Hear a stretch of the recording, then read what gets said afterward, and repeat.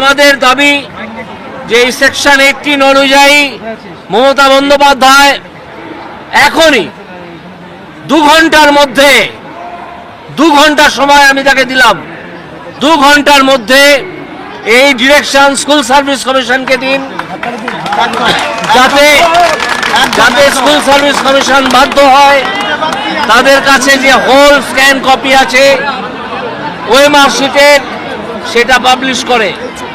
যদি তা না দেন তাহলে বুঝবো মমতা বন্দ্যোপাধ্যায় যে ভাওতা সেদিন দিয়েছেন নেতাজি ইন্ডোরে, সেই ভাওতাবাজিও এখনো চালিয়ে যাচ্ছেন এবং সেটা চালিয়ে যেতে ইচ্ছুক।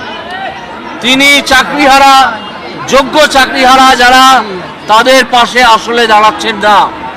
তিনি আসলে চিন্তিত যাদেরকে তিনি এবং তার দল চাকরি বিক্রি করেছিলেন তাদের নিয়ে।